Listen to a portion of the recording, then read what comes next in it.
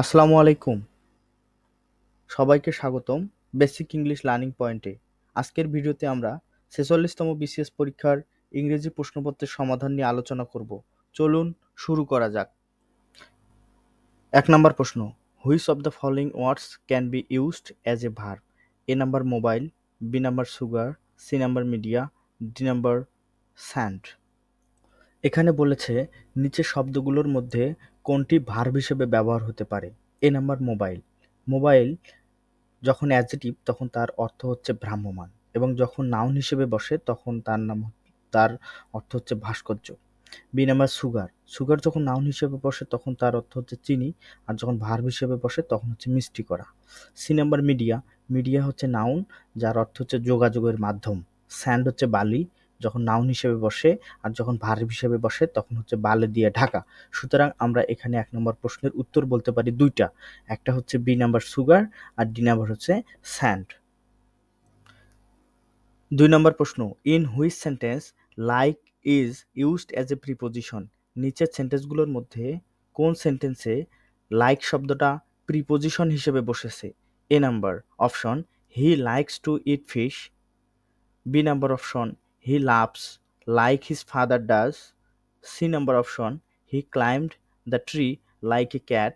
D number option, like minded people are necessary to start a business. এখানে A number অপশনে he likes to eat fish, এখানে like মানে পছন্দ করা, এখানে লাইকটা ভার্ব হিসেবে বসেছে। বি নাম্বার অপশনে লাইকটা হচ্ছে কনজাংশন হিসেবে বসেছে, কারণ আমরা জানি হি লাভস, এখানে হি হচ্ছে সাবজেক্ট, লাভস হচ্ছে ভার্ব, আর লাইকের পরে হিজ ফাদার সাবজেক্ট, ডাজ হচ্ছে ভার্ব। দুই পাশে সাবজেক্ট এবং ভার্ব আছে, মানে দুই পাশে দুইটা ক্লোজ আছে, তাহলে লাইকটা এখানে কনজাংশন হিসেবে বসেছে। সি নাম্বার প্রশ্নে he climb the tree like a cat, এখানে সে গাছে চড়তে পারে লাইক এ ক্যাট, বিড়ালের মতো।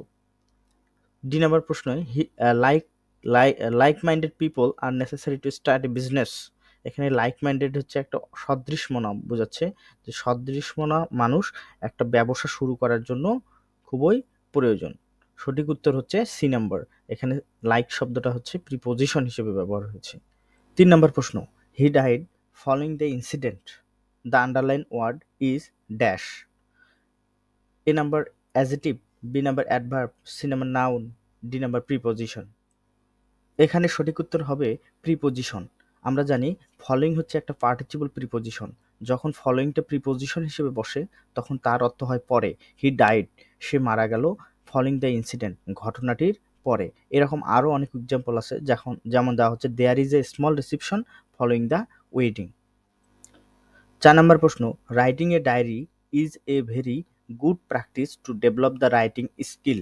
The underline part, writing a diary is noun phrase, verbal phrase, adjective phrase নাকি অ্যাডভার্বিয়াল ফ্রেজ? এখানে রাইটিং এ ডায়েরি সাবজেক্ট হিসেবে বসেছে। আমরা দেখতেছি রাইটিং এ ডায়েরি ইজ হচ্ছে মেইন ভার্ব, এই ভার্বের পূর্বে বসেছে। সুতরাং আমরা জানি যে ফ্রেজটা ভার্বের পূর্বে বসে সেটা হচ্ছে নাউন হিসেবে কাজ করে, সুতরাং এটা হচ্ছে নাউন ফ্রেজ। এরকম আরও উদাহরণ দেওয়া যায়, যেমন walking in the morning is good for health, এখানে ওয়াকিং ইন দ্য মর্নিং একটা হচ্ছে ফ্রেজ, যেটা হচ্ছে নাউন ফ্রেজ, তারপর ভার্ব আছে ইজ। ৫ নম্বর প্রশ্ন, fill in the blank with the correct word, সঠিক শব্দ ব্যবহার করে নিচের শূন্যস্থানটা পূরণ করো। Dash he lay on the ground groaning. A number injured, B number injuring, C number having injured, D number be injured. এখানে সঠিক উত্তর হবে এ নাম্বার ইনজুর্ড। সুতরাং সেন্টেন্সটা হচ্ছে being injured, he lay on the ground Groening. তবে passive ভয়েসে being উজ্জ্ব রাখা হয়, তাই সঠিক উত্তর এ, বিং বসবে না, এ নাম্বারে সঠিক উত্তর ইনজুর্ড। ৬ নম্বর প্রশ্ন, find out the meaning of the following phrase by and large. By and large ফ্রেজটির সঠিক উত্তর খুঁজে বের করো। আমরা জানি বাই অ্যান্ড লার্জ মানে হচ্ছে মোটের উপর।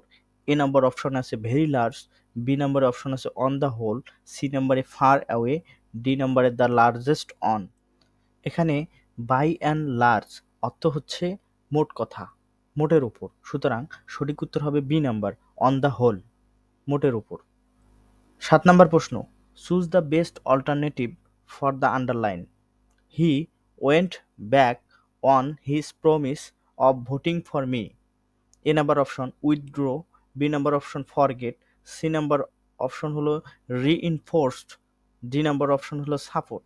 এখানে সঠিক উত্তর হবে এ নাম্বার উইথড্র। উইথড্র মানে হচ্ছে কোনো কিছু প্রত্যাবর্তন করে নেওয়া, কোনো কিছু ফেরত নেওয়া। তাহলে হি ওয়েন্ট ব্যাক, এখানে সঠিক শব্দ ছিল গো ব্যাক অন, মানে প্রত্যাবর্তন করা, যার সিনোনিম হবে উইথড্র। 8 নম্বর প্রশ্ন, let the cat out of the bag means, let the cat out of the bags বলতে কি বোঝায়? A number option bring out a cat from a bag, B number option let a cat move at large, C number reveal a secret carelessly, D number take a precautious step. এখানে সঠিক উত্তর হবে C number reveal a secret carelessly. Let the cat out of the bag মানে হচ্ছে গোপন কথা বলে ফেলা, অথবা হাড়ি ভাঙা, অথবা আমরা বলতে পারি কোনো গুপ্ত বিষয় প্রকাশ করা। সঠিক উত্তর রিভেল এ সিক্রেট কেয়ারলেসলি। 9 নম্বর প্রশ্ন, he is a man to depend on, the underline part to depend on is dash phrase. A number a noun phrase, B number an adjective phrase, C number an adverbial phrase, D number a prepositional phrase. এখানে সঠিক উত্তর হবে B number an adjective phrase. কারণ to depend on মানে হচ্ছে dependable, এটা নাউনের পরে বসেছে। He is a man, a man হচ্ছে নাউন, এই নাউনের পরে বসেছে, সেজন্য এটা হচ্ছে অ্যাডজেক্টিভ ফ্রেজ। আমরা জানি নাউনের পরে বসে ওই নাউন সম্পর্কে অতিরিক্ত তথ্য দিলে তা অ্যাডজেক্টিভ হয়ে যায়। 10 নম্বর প্রশ্ন, his dream that he will be a BCS cadre finally came true, the underline part is dash phrase. A noun clause, an adjective clause, an independent close, A coordinate close. এখানে সঠিক উত্তর হবে A number noun clause. কারণ আমরা জানি his dream তার স্বপ্ন, কি স্বপ্নটা? That he will be a BCS cadre, সে একজন বিসিএস ক্যাডার হবে। এখানে হিজ ড্রিম হচ্ছে নাউন, আর that he will be a BCS cadre, এই আন্ডারলাইন শব্দটা হচ্ছে, আন্ডারলাইন ক্লোজটা হচ্ছে অ্যাপোজিশন। তাহলে আমরা জানি নাউনের অ্যাপোজিশন হলে সেটা নাউন ক্লোজ হিসেবেই কাজ করে। তারপর আমরা প্রশ্ন করতে পারি, যদি প্রশ্ন করা যায় হোয়াট ওয়াজ হিজ ড্রিম, তার ড্রিম কি, তাহলে উত্তর পাওয়া যাবে হি will be a BCS cadre. অর্থাৎ কির উত্তর পাইলাম, তার মানে এটা সঠিক উত্তর হবে নাউন ক্লোজ। 11 নম্বর প্রশ্ন, which of the following is a correct simple sentence, নিচের কোনটি সঠিক simple sentence? A number all that glitters is not gold, B number all's well that ends well, C number do or die, D number I saw an old man walking past me। এখানে সঠিক উত্তর হবে D number I saw an old man walking past me। এছাড়াও এ number all that glitters is not gold, এটা হচ্ছে complex sentence, কারণ এখানে that আছে এবং দুইটা ক্লোজ আলাদা দেখা যাচ্ছে। এবং বি নাম্বারে all's well that ends well, এখানেও দ্যাট আছে, এটাও হচ্ছে কমপ্লেক্স সেন্টেন্স।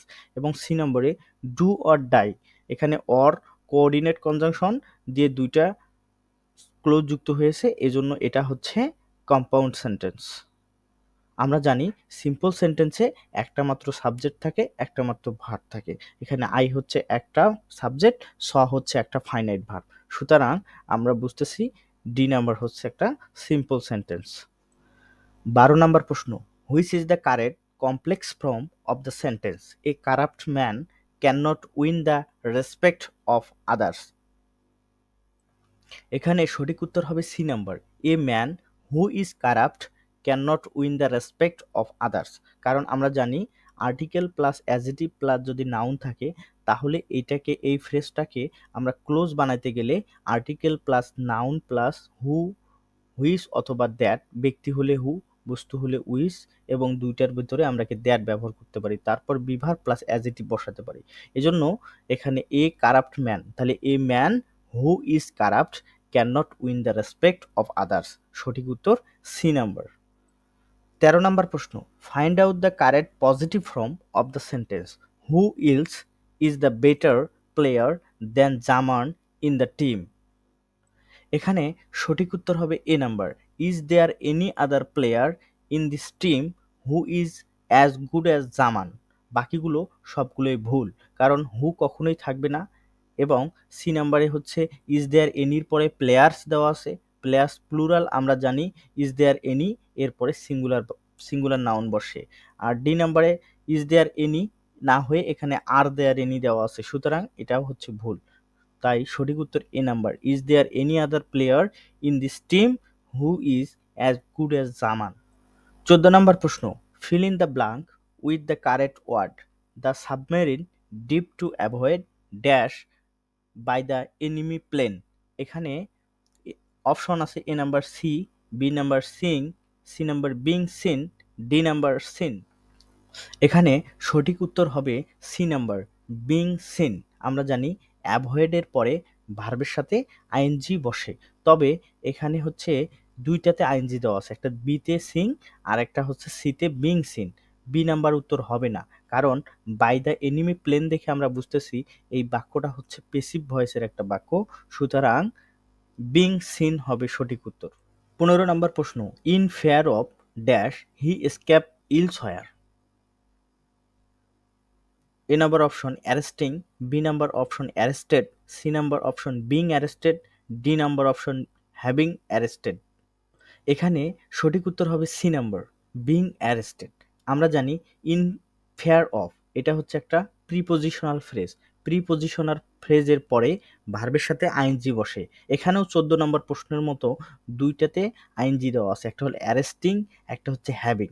আমরা যেহেতু এটা পেসিভ ভয়েস বোঝাচ্ছে, সুতরাং সঠিক উত্তর হবে সি নাম্বার, বিং অ্যারেস্টেড। 16 নম্বর প্রশ্ন, I did not follow who passed by me it dash সজীব।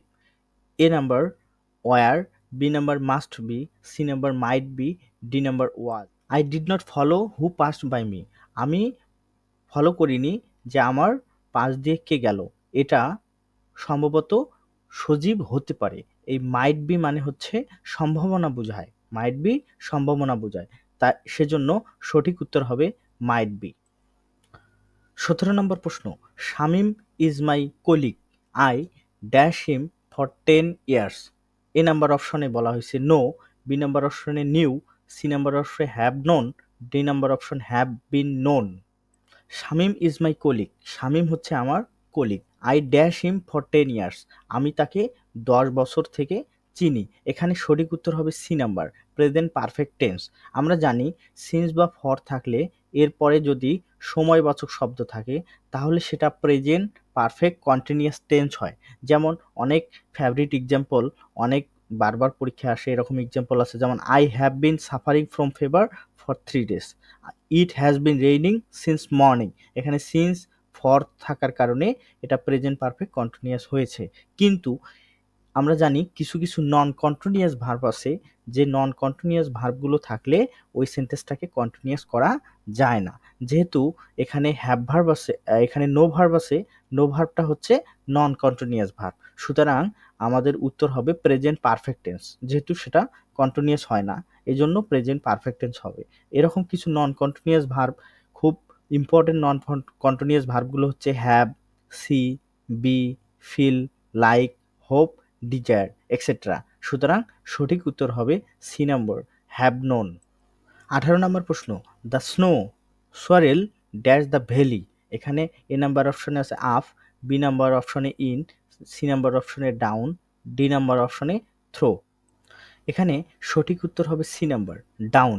কারণ আমরা জানি the snow swirls down the valley, এটার অর্থ হচ্ছে উপত্যকায় তুষার ঝরছে। তাহলে উপর থেকে গতিতে কোনো কিছু যদি নিচে পড়ে তাহলে এই অর্থে প্রিপোজিশন ডাউন হয়। সুতরাং সঠিক উত্তর সি নাম্বার, ডাউন। 19 নম্বর প্রশ্ন, there is a coffee shop dash the street. A number option A, B number option on, C number option before, D number option across. এখানে সঠিক উত্তর হবে across. There is a coffee shop across the street, এটার বাংলা হচ্ছে রাস্তার অপর পাশে একটা কফি শপ আছে। যেহেতু অপর পাশে বোঝাচ্ছে এজন্য, রাস্তার অন্য পাশে বোঝাচ্ছে এজন্য অ্যাক্রস প্রিপোজিশন বসবে। আইডেন্টিফাই দ্য কারেক্ট সেন্টেন্স, নিচের সেন্টেন্সগুলোর মধ্যে সঠিক সেন্টেন্সটি নির্ণয় করো। A number option, he has said to me that I will go out, you will stay there in Dhaka. B number, he has told me that he will go but I will stay here in Dhaka. C number, he has told me that I would go but you would stay there in Dhaka. C number, he has told me that he would go but I would stay here in Dhaka.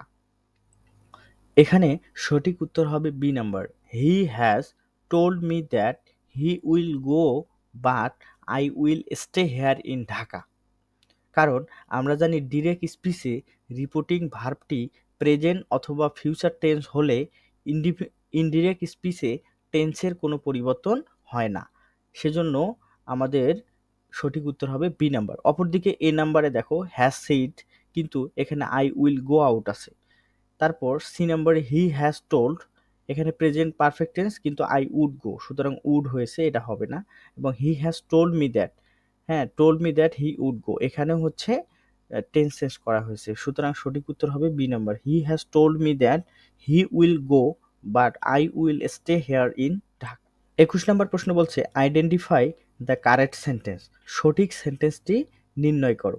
A number, the room was darken by switching off all the lights. B number, the room was darkened switching off all the lights. C number, the room was darkened to switch off all the lights. D number, switching off all the lights, the room was darkened. এখানে সঠিক উত্তর হবে A number, the room was darken by switching off all the lights. এটা হচ্ছে passive voice, past indefinite টেন্সের। The room was darken, রুমটাকে অন্ধকার করা হয়েছে by switching off all the lights, সব লাইটগুলোকে বন্ধ করার মাধ্যমে, সুতরাং এটা পেসিভ ভয়েস, এজন্য উত্তর হবে এ নাম্বার। 22 নম্বর প্রশ্নটিও কারেকশন থেকে এসেছে, এখানে বলছে আইডেন্টিফাই দ্য কারেক্ট সেন্টেন্স, নিচের সেন্টেন্সগুলোর মধ্যে কারেক্ট সেন্টেন্স, সঠিক সেন্টেন্সটি নির্ণয় করো। এখানে সঠিক উত্তর হবে এ নাম্বারটা, কারণ আমরা দেখছি had you been there on time, এখানে had plus subject plus been আছে, তাহলে এটা একটা কন্ডিশনাল সেন্টেন্স। অপর অংশটা হবে সাবজেক্ট প্লাস উড হ্যাভ অথবা কুড হ্যাভ অথবা মাইট হ্যাভ প্লাস মূল ভার্বের ভিথিরি। এই দিক থেকে had you been there on time, you could have had the information, এই উত্তরটা সঠিক। অপরদিকে বি নাম্বারে had been there on time, এখানে কুড হ্যাভ, এখানে মূল ভার্বের ভিথিরি নাই। তারপর সি নাম্বারে if you had been there on time, you might, তারপর হ্যাভ নাই, তারপরে গট হতো। তারপর ডি নাম্বার হচ্ছে had been you there, you could have got the information, এখানে কুড হ্যাভ, সুতরাং সঠিক উত্তর হবে এ নাম্বারটা। 23 নম্বর প্রশ্ন আইডেন্টিফাই দ্য কারেক্ট সেন্টেন্স, এটাও কারেকশন থেকে এসেছে, বলছে নিচের সেন্টেন্সগুলোর মধ্যে কোনটি সঠিক। এখানে সঠিক উত্তর হবে B number, there are trees on both the sides of the road. অপরদিকে এ, সি এবং ডি নাম্বারে অপশনগুলোতে ভুল আছে, যেমন দ্য বোথ সাইডস, এটা হবে না। অপরদিকে সি নাম্বারে there are trees on both side, এটাও হবে না। There are trees on either sides of the road, এটাও হবে না, আইদারের পর সাইডস বসে না, সাইড হইতো, তাহলে সঠিক উত্তর হবে বি নাম্বার। 24 নম্বর প্রশ্ন, the antonym of boisterous is. A number অপশনে বলছে noisy, B number quiet, C number unruly, D number cheerful. এখানে সঠিক উত্তর হবে বি নাম্বার কুইট, বয়েস্টারাস মানে হলো দাম্ভিক, সুতরাং সঠিক উত্তর কুইট, কুইট বয়েস্টারের বিপরীত শব্দ। 25 নম্বর প্রশ্ন বলছে প্লেজিয়ারিজম মিন্স, প্লেজিয়ারিজম বলতে কি বোঝা যায়? প্লেজিয়ারিজমের বাংলা হচ্ছে কুম্ভিলক বৃত্তি। কুম্ভিলক বৃত্তি বলতে আমরা কি বুঝি সেটা এখানে জিজ্ঞাসা। প্লেজিয়ারিজম বলতে আমরা বুঝি অন্যের লেখা বা অন্যের আইডিয়াকে নিজের বলে চালিয়ে দেওয়াকেই প্লেজিয়ারিজম বলে, সুতরাং এই নাম্বারটা হবে সঠিক উত্তর। The act of using someone's else idea as their own, অন্যের কাজ অন্যের আইডিয়াকে নিজের বলে চালিয়ে দেওয়াকেই কুম্ভিলক বৃত্তি বা প্লেজিয়ারিজম বলে। 26 নাম্বার প্রশ্ন, the two cities in a tale of two cities are dash. এখানে a tale of two cities এর মধ্যে a tale of two cities নামে উপন্যাসটার মধ্যে দুইটা সিটির কথা বলা হয়েছে। এই সিটি দুটো কি? এ নাম্বারে বলছে লন্ডন অ্যান্ড ম্যানচেস্টার, বি নাম্বারে লন্ডন অ্যান্ড প্যারিস, সি নাম্বারে Paris and New York, D নাম্বারে প্যারিস অ্যান্ড। এখানে সঠিক উত্তর হবে London and Paris. A tale of two cities লিখেছেন বিখ্যাত নোভেলিস্ট চার্লস ডিকেন্স। তার এছাড়াও অন্যান্য আরও গুরুত্বপূর্ণ নোবেল হচ্ছে গ্রেট এক্সপেকটেশন। দ্য লাইন ফ্রাইলটি দাউ name is woman occurs in Shakespeare's play Hamlet, Macbeth, Othello নাকি কিং লিয়ার? এখানে সঠিক উত্তর হবে হ্যামলেট। দ্য লাইন ফ্রাইলটি দাউ নেম ইজ ওম্যান, এই লাইনটি শেক্সপিয়রের বিখ্যাত নাটক হ্যামলেটে পাওয়া যায়। 28 নম্বর প্রশ্ন, who of the following compiled an English dictionary? নিচের অপশনগুলোর মধ্যে কে ডিকশনারি লিখেছে? এ নাম্বারে স্যামুয়েল জনসন, বি নাম্বারে টি.এস. এলিয়ট, সি নাম্বারে জন ড্রাইডেন, ডি নাম্বারে উইলিয়াম কনগ্রিভ। এখানে সঠিক উত্তর হবে A number, Samuel Johnson. Samuel Johnson dictionary লিখেছেন 1775 সালে। আর এছাড়াও বাকি অন্যান্য লেখকদের বিখ্যাত লেখনী নিচে দেওয়া হলো। টি.এস. এলিয়ট লিখেছেন দ্য ওয়েস্ট ল্যান্ড, এটা তার বিখ্যাত একটা কবিতা। জন ড্রাইডেন লিখেছেন অ্যাবসালম অ্যান্ড একিটোফেল, এটা একটা পলিটিক্যাল স্যাটায়ার। অপরদিকে উইলিয়াম কনগ্রিভ লিখেছেন the way of the world. 29 number প্রশ্ন, which is not a poetry form? নিচের কোনটি পোয়েট্রি ফর্ম নয়? A number sonnet, B number ballad, C number tale, D number epic. এখানে সঠিক উত্তর হবে সি নাম্বার, টেল। টেল হচ্ছে এমন একটা গল্প যেটা হচ্ছে একটা ন্যারেটিভ গল্প, সেটা হতে পারে ফিকটিশাস অথবা সত্য। হ্যাঁ, অপরদিকে সনেট, টেল, সনেট, ব্যালাড এবং ইপিক এগুলো হচ্ছে তিনটাই হচ্ছে কবিতার ধরন। সনেট মানে হচ্ছে 14 লাইনের একটা কবিতা, আর ব্যালাড হচ্ছে একটা শর্ট ন্যারেটিভ পোয়েম, অপরদিকে এপিক হচ্ছে লং ন্যারেটিভ পোয়েম। 30 নম্বর প্রশ্ন, I am a man more sinned against the sinning this is uttered by dash. Horatio, Hamlet, King Lear, Macbeth. এখানে সঠিক উত্তর হবে King Lear. I am a man more sinned against than sinning, আমি যত অন্যায় করেছি তার চেয়ে বেশি অন্যায় আমার সাথে করা হয়েছে। এই বিখ্যাত উক্তিটি কিং লিয়ার নিজেই, কিং লিয়ার নামক বিখ্যাত উপন্যাস শেক্সপিয়রের সেই উপন্যাসের ভিতরে তিনি বলেছেন। 31 নম্বর প্রশ্ন, which event influence the literature of the romantic period? A number French revolution, industrial revolution, Russian revolution, 100 years revolution. কোন রেভলিউশনটা রোমান্টিক পিরিয়ডকে সবথেকে বেশি প্রভাবিত করে?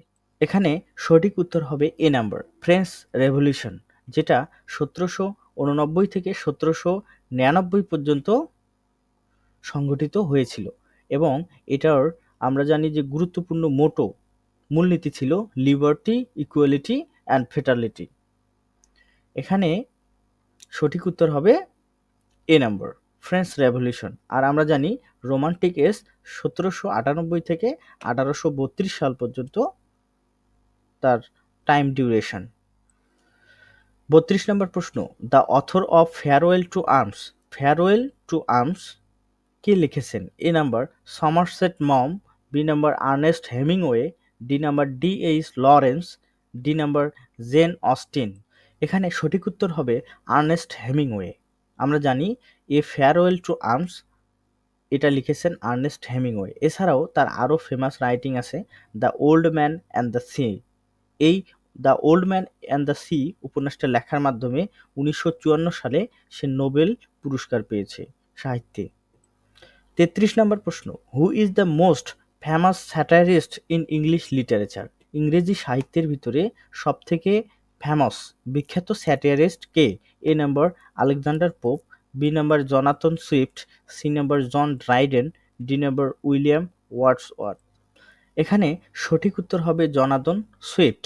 তার বিখ্যাত স্যাটিরিক্যাল রাইটিং গালিভারস ট্রাভেলস। অপরদিকে আলেকজান্ডার পোপ, তিনি লিখেছেন the rape of the lock. এটাও একটা হচ্ছে স্যাটিয়ার, তবে এটা ইপিক, এটা হচ্ছে মক ইপিক।